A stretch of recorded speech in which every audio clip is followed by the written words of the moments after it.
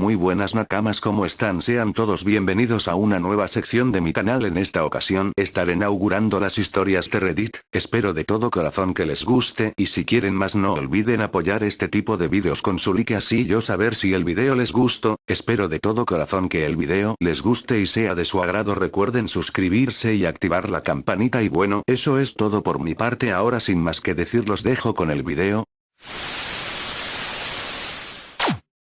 Historias reales de encuentros escalofriantes. El hombre del armario no es mi historia sino la de mi madre. Cuando mi hermana y mi hermano mayor eran más jóvenes, no tenía la edad exacta de mis hermanos, pero mi hermana tenía alrededor de 10 años y mi hermano mayor es 3 años menor que ella. Mi madre era una madre soltera que tenía que criarlos a ambos. Ella tomó el transporte público para ir al trabajo. Había muchos personajes turbios que conoció. Su peor temor, siendo una niña de 5'3" que pesaba alrededor de 110 libras, era que alguien iniciara una confrontación con ella o la siguiera a su casa. Una noche, después de recoger a mi hermano y hermana de la guardería, se dirigieron a casa y mi madre se sorprendió al descubrir que la puerta principal estaba abierta, lo cual era extraño porque siempre cerraba sus puertas con llave, pero esa mañana en particular había llegado tarde y pensó que se había olvidado. Al entrar en la casa, mi madre no pudo evitar la sensación de que algo estaba mal cuando entró en su habitación. Fue entonces cuando notó que el cajón de su tocador estaba abierto y que sus calcetines, pantimedias y ropa interior obviamente habían sido revisados. Le preguntó a mi hermana, que es ciega, si había estado buscando algo en su tocador. Mi hermana le dijo que no se atrevería a entrar a su habitación porque estaba fuera de los límites, y si lo hubiera hecho, ¿qué podría haber querido de su tocador? Solo para asegurarse, le preguntó a mi hermano si entraba en su habitación y mi hermano se burló de la acusación.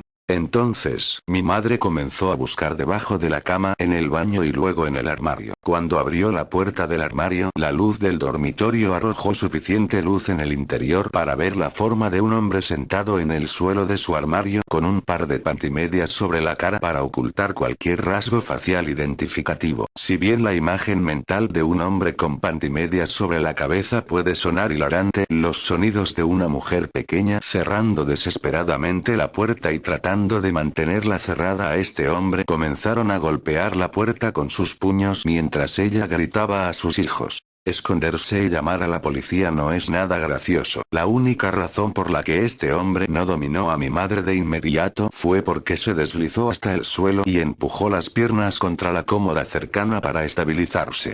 Pronto pudo sentirlo golpeando con todo su peso la puerta y volvió a gritar para que mi hermano y mi hermana se escondieran y llamaran a la policía. Mi hermano tenía demasiado miedo de dejar a mi madre sola y se quedó en la habitación mientras mi hermana se dirigía al pasillo y se las arreglaba para encontrar el camino al teléfono fijo y marcaba el 911. Mi madre hizo todo lo posible por mantener la puerta cerrada, pero finalmente el hombre había arrojado tanto su peso contra la puerta, lo que obligó a mi madre a deslizarse hacia adelante y por defecto empujar el tocador más y más hacia atrás hasta que estuvo demasiado atrás para mantener a mi mamá encajada entre él y el armario. El hombre finalmente empujó la puerta con tanta fuerza que logró sacar ventaja cuando mi madre sintió que la puerta se abría a la fuerza. Ella cortó sus pérdidas y se puso de pie corriendo rápidamente hacia mi hermano para agarrarlo. El hombre cayó al suelo cuando la puerta se abrió y rápidamente se puso de pie empujando a los dos fuera del camino mientras salía por la puerta principal.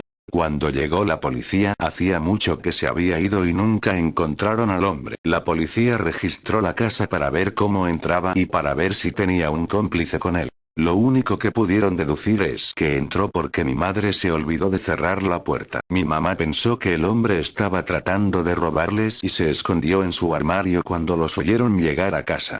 Pero la policía dijo que lo único que había atravesado era el cajón de la cómoda de mi madre y un cajón de la cocina, porque en el armario que escondía encontraron uno de los cuchillos de cocina de mi madre. Querían que mi madre les diera una descripción, pero no pudo, ya que nunca pudo ver claramente su rostro. Después de que eso sucedió, mi madre terminó consiguiendo un cachorro de Elkhound noruego para entrenar como perro guardián y ella, hasta donde ella sabe, nunca volvió a encontrar al hombre de su armario. Pero una parte de ella siempre se preguntó si él sabía dónde vivía porque era una de las muchas caras que viajaban con ella en ese transporte público. Mi encuentro con un asesino serial. Esto sucedió hace mucho tiempo, supongo que en 2006, y no podía tener más de 4 años en ese momento, pero recuerdo vívidamente el miedo que sentí durante este encuentro. Era una mañana de principios de verano y había salido el sol, pero había poca gente. De hecho, las calles estaban prácticamente muertas esa mañana. Mi mamá decidió llevarnos a mi hermana, solo un año, sentada en un cochecito, y a mí para tirar la basura en la estación de basura. Debo agregar que la estación de basura está un poco apartada de las casas cercanas, bordeando uno de esos bosques profundos y oscuros del este de Suecia. Desde que tenía solo 4 años cuando sucedió esto, los recuerdos del incidente se han desvanecido mucho. Sin embargo, mi mamá lo recuerda todo. Ella dice que al entrar en la estación de basura inmediatamente tuvo la extraña sensación de ser observada. También recuerdo ese sentimiento. Me sentí asustado, aunque no sabía por qué estaba asustado. Supongo que pude sentir el miedo de mi mamá. Caminando por esa estación de basura aislada, mi mamá de repente se detuvo y me dijo esto: mi nombre, agárrate al cochecito tan fuerte como puedas y no lo sueltes, pase lo que pase. Ese es mi recuerdo más vívido que tengo de esto y no creo que nunca olvide esas palabras. Al menos, nunca olvidaré cómo me hicieron sentir. Fue como si mi sangre se hubiera congelado. Me congelé.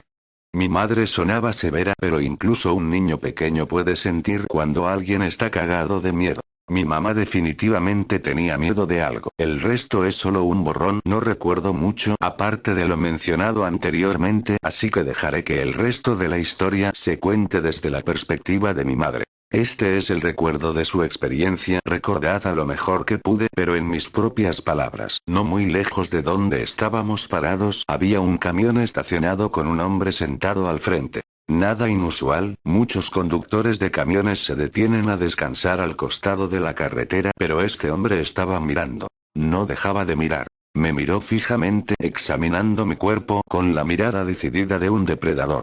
Pegándonos a los tres en su vista, realmente parecía complacido por el miedo que había infundido en nuestras caras. Y sus ojos, eran otra cosa, casi como si no pertenecieran a un humano, sino a un depredador en la sabana. Me sentí como una presa, atrapado en las garras de un león, simplemente no podía moverme. Fue entonces cuando me sonrió. Recuerdo esa sonrisa muerta, esos ojos fríos y calculadores, y la forma en que se lamió los labios, casi como si dijera: podría matarte si quisiera. Creo que este fue el momento, en este extraño encuentro, cuando mi madre me dijo que me agarrara al cochecito, que me agarrara con fuerza y no lo soltara. Mi madre es una mujer pequeña, de 160 centímetros, que pesa solo unos 45 kilogramos, alrededor de 5 pies / 100 libras, y fácilmente podría haber sido vencida por el hombre con sobrepeso en el camión. Más tarde, mi madre admitió que tenía miedo de que él saltara del camión y la dejara inconsciente, posiblemente agrediéndola, o incluso secuestrándome a mí o a mi hermana.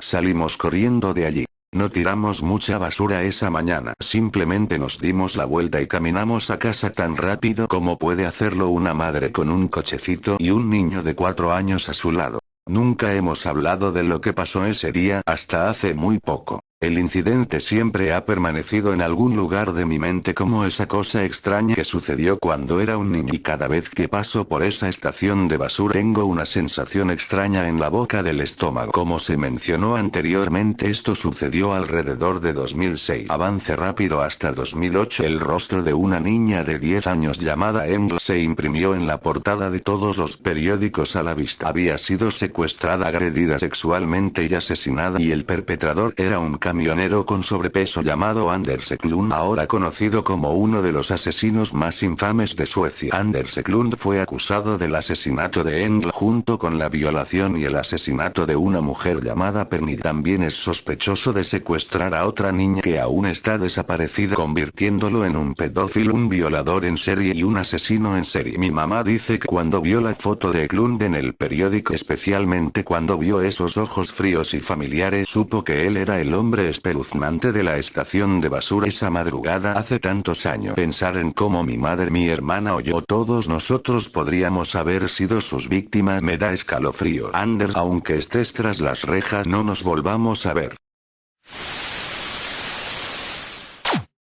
casa. Haz como si estuvieras dormida. Le he contado a algunas personas en mi vida sobre este incidente. Siempre miro hacia atrás y pienso en cómo debería haber escuchado mi instinto. Nunca debía haber salido con él o haber ido a su casa. Pero yo tenía 18 años y era un idiota. Esta historia sucedió hace 17 años. Durante la escuela secundaria fui mesera en una pequeña cadena sureña de pizzerías con buffet. Fue muy popular y siempre estuvo ocupada. El verano después de graduarme, un chico lindo entró y se sentó solo en mi sección.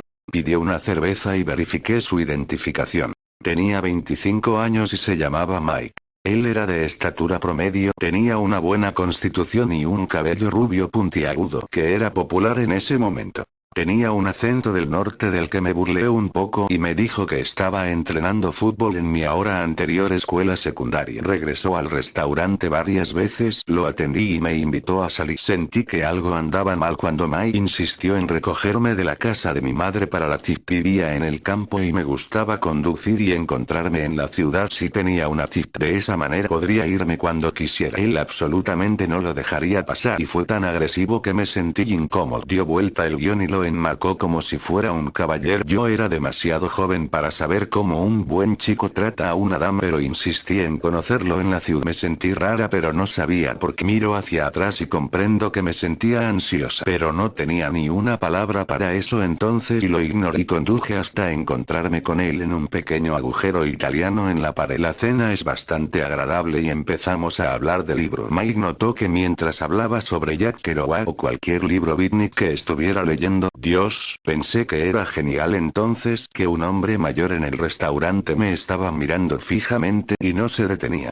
El hombre mayor podría haber hecho un agujero a través de mí. Le pregunté a Mike por qué el hombre me estaba mirando. No tenía nada remotamente provocativo. Llevaba pantalones de vestir negros y una blusa de manga larga con rosas bordadas por todas partes. Nunca olvidaré cómo era esa blusa. Nada demasiado loco, no demasiado inventado, nada especial. Mike hizo un punto para describir lo que creía que el hombre estaba pensando y lo que probablemente quería hacer. No lo entiendo, pregunté. Los hombres simplemente no pueden ayudarse a sí mismo, dijo, y me dio una mirada escalofriante. Me sentí mal cuando dijo eso. Me sentí más enferma cuando empezó a hablar sobre el libro America's Itch y cómo los hombres tenían impulsos viles que eran naturales. La forma en que me miró y se relamió los labios mientras recitaba algunas partes grotescas del libro en la mesa de la cena fue una de las cosas más extrañas que había encontrado. Bueno, no tan extraño como lo que sucedió después. ¿Quieres venir a mi apartamento y tomar una copa de vino?, me preguntó bien después de cambiar de tema. Dije que tenía que volver a casa, pero siguió empujando